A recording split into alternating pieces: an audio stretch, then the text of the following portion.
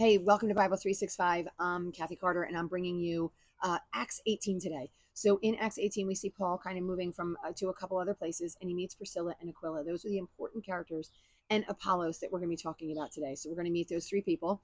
If you're interested, I want you to stick with me, and I will see you guys in just a minute.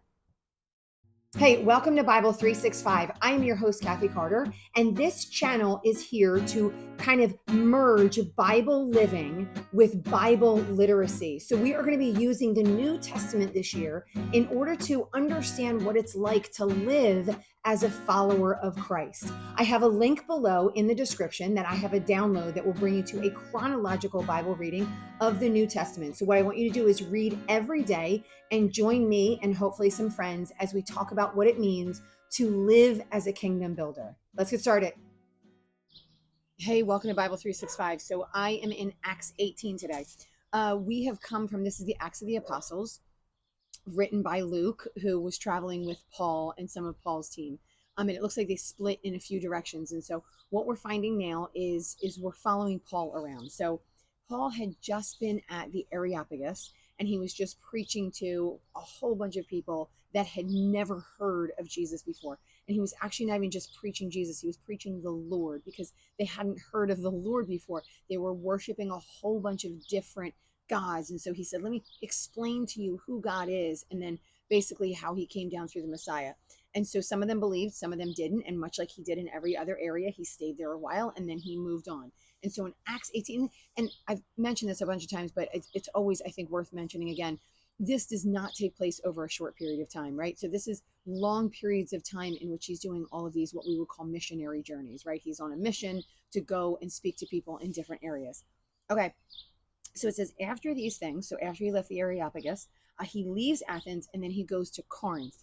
We have a letter, which we're going to read after today. As a matter of fact, we're not going there. We're going to Thessalonica next time. But he goes to this area in Corinth, which is one of his letters. So the Corinthians, 1st and 2nd Corinthians is from him as well. And so he goes into this area in Corinth. And when he gets there, he meets these two people, Priscilla and Aquila. They're a husband and wife team, and they are here. They've come here from Italy. And so there are some things that we're assuming about them, and mostly because of some of the things at the end of the chapter. And so one of the things that we're assuming of them is, what we know about them is they're Jewish. And we also know because they are Jewish, they're kicked out of Rome. And what I read historically that seems to be going on at the time, and again, these are just like little tidbits, little tastes. What seems to be going on at the time is there's unrest in that area.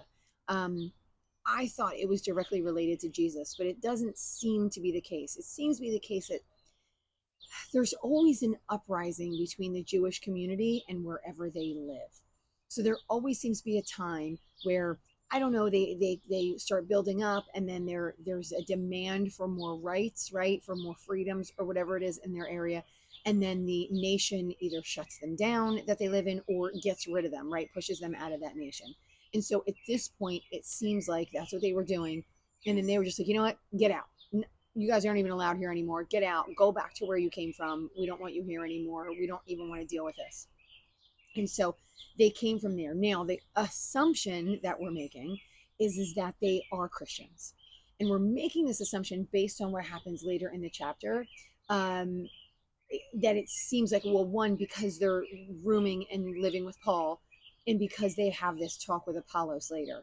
And so there's an assumption that they have been Christian maybe for some time at this point.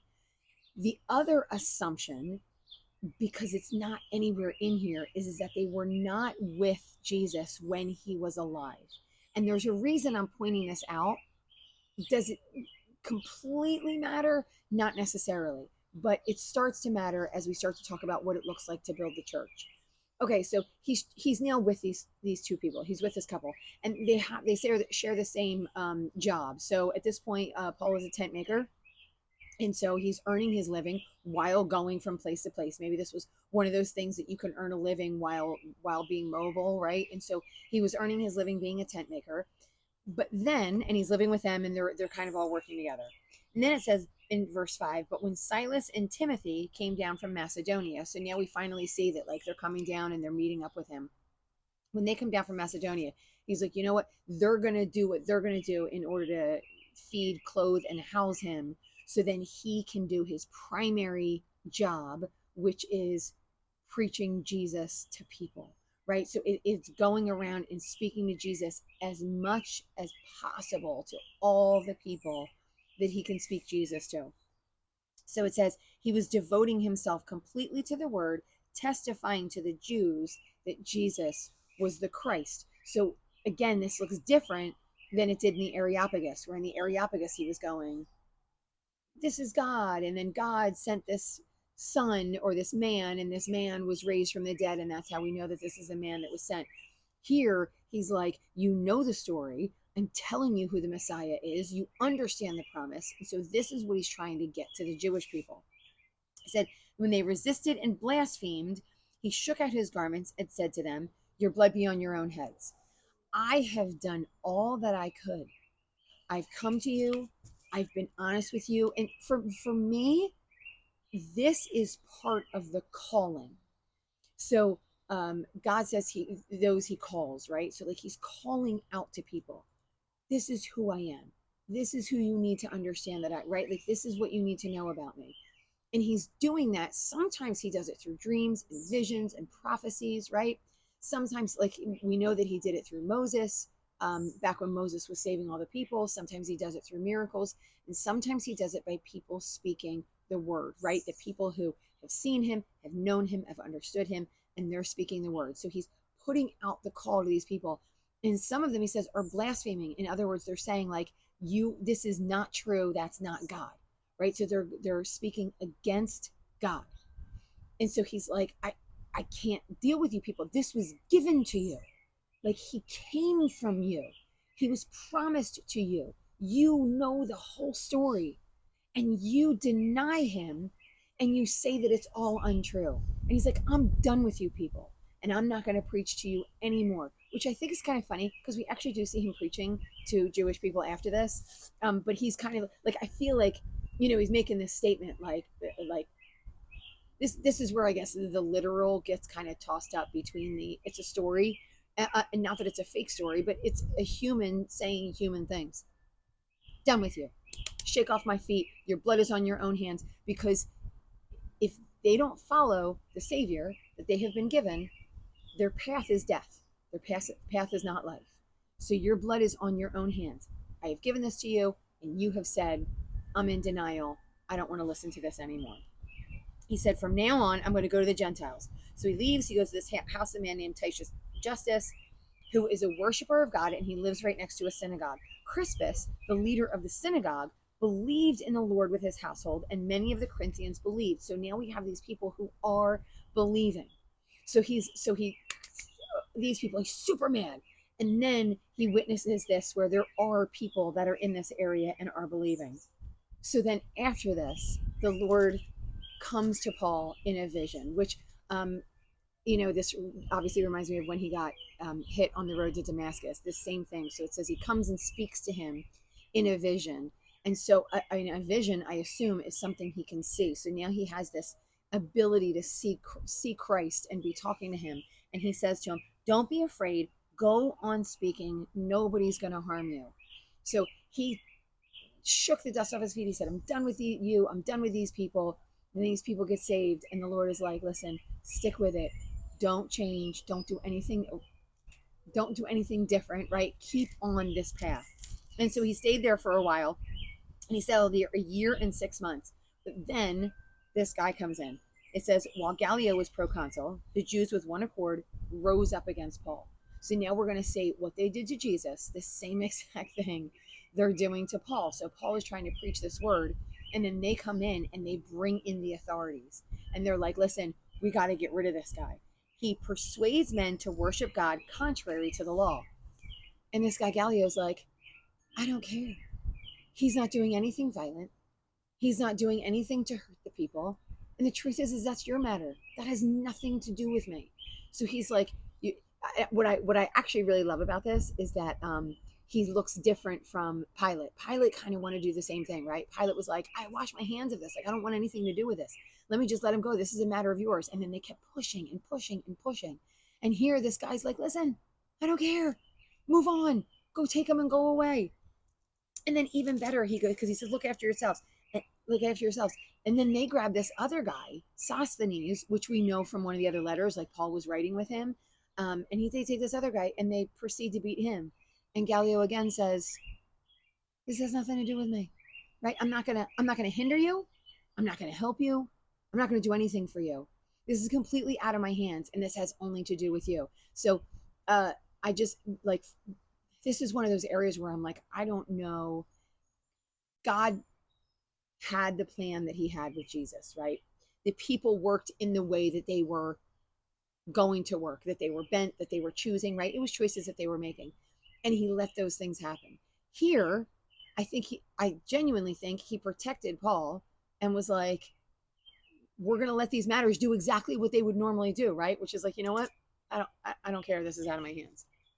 Now it says, Paul, having remained many days, because he also said he was going to protect him, having remained many days longer, took leave of the brethren, put out to sea for Syria, and with him were Priscilla and Aquila. They came to Ephesus, and then he left them there. So now Priscilla and Aquila are in Ephesus. And so we're changing like text just a little bit. And this was one of the things I wanted to like really spend a little bit of time on. So Priscilla and Aquila stay in Ephesus. Paul moves on. He winds up coming back, but he moves on for a time. So he landed in Caesarea, went up and greeted the church and spent time there. He left, and then he started strengthening all the disciples. So he started then going back, right? Priscilla and Aquila land in a place, and then he starts going back and strengthening the places that he's already been to, right? This is something we see in him. So now we're going to meet Apollos. And again, for me, this is sort of important. So Apollos is a Jewish guy, and he is, it doesn't say he's a Pharisee, but what it does say is he's Alexandrian, he's eloquent, right? He was in Ephesus, and he was mighty in the scriptures. So he understood at this point the scriptures are all of the Old Testament, right? So he was mighty, which is a really big word. It's not just like, oh, he was good, he was knowledgeable, he understood, he was mighty. He had a great understanding, I feel like I'm going to say, in the scriptures. So he understood the Old Testament. He was baptized by John. He knew of Jesus. He was baptized by John. He understood things of Jesus being baptized by John, but he didn't understand everything. So he knew what he knew, and the things that he knew, he was presenting amazingly, right? So he was converting the people. He was a powerful speaker. He was understanding. He loved the Lord, right? Like these were things that they, Priscilla and Aquila, seemed to understand about him. And then it says, because he was baptized by John, he didn't know everything about Jesus, right? He wasn't. So Paul had this great understanding of Jesus because Jesus revealed these things to him. Priscilla and Aquila had this understanding because of somebody that revealed these things to them. Apollos hadn't had those things revealed to him yet. So he was preaching what he knew. And then these two come in and they're like, let's give you a bigger picture. This for me is amazing because it's no longer primary source. So now we're sort of bringing it to that second generation, not the first fruits, so to speak, but sort of the second fruits. And the second generation is like, we've gotten this information from a primary source, and you haven't gotten the information yet, and we're going to share this information with you, right? So now you have full knowledge and full understanding of everything that's happened. And then we see Apollos goes on. So Apollos then, with their blessing, moves on to a different place. So that is incredible of itself. Apollos, who is this mighty man, is accepting this information from Priscilla and Aquila. So they're sharing because of their love for Christ, right? There's listening going on, there's sharing, there's teaching going on. And this is what's going to start to expand the church. So it's no longer just sort of settled in that the 12 apostles, right? Plus Paul, and kind of like where they're spreading out. But now it's moving on to these second generations. But what's important is that these next generations have the full knowledge, right? So then they can pass the full knowledge on to the next generation, right? So we don't want to leave anybody, and I don't want to take away like obviously I've shared that I did not go to college for theology. I'm reading the Bible, right? I'm trying to go to as primary of a source as possible. I would listened under pastors for years. I still do, obviously, but like I really try and dig into the primary source, and like a lot of that historical stuff are the primary sources. So it when you get saved, right? When you first believe, you are excited and you want to share with everybody, and that's exactly what Paul did. That's exactly what Apollos did, and nobody said they should not do it, right? So I don't want to make it out like, oh, we should never speak until we're the smartest person in the room. It doesn't say that, and it doesn't mean that. But what it does mean is we should still be listening and learning from other people, right? To be able to have a greater understanding, a more full knowledge, right, of the picture of what it means to be a follower of Jesus Christ. And that's exactly what they were doing here. And then it says, uh, and when he wanted to go across to, so Priscilla and Aquila heard him, they took him aside and explained to him the way of God more accurately. And then when he wanted to go across to Aquila, the brethren encouraged him and wrote to the disciples to welcome him. So now they're like, this dude, we want him to go there. So on top of the fact that they were like with him and preaching and teaching with him, and then they were like, let's send him out with a letter of encouragement to people that we know, right? So they understand when he comes to them, like what Paul does with Timothy in certain areas. When he comes to them, he is somebody that would be able to discuss Jesus with other people. So he would be able to share that. And that this is what we want. We want for each other. We want to be encouraging and lifting each other up. We want to be listening always, right? We want to be an Apollos. We also want to be a Priscilla and Aquila, right? Like, so our our eventual guidelines is to be both lifting somebody up and then to be there listening to others and being lifted up through that. And all of that comes through the Holy Spirit and the scriptures. So that's it for today. That was it. There wasn't like a ton of going on in Acts 19. So that's it for today. Tomorrow, next time, I'm moving on to First Thessalonians. So I want you to stick with me. I want you to like, share, and subscribe to the channel. And I'll see you guys next time.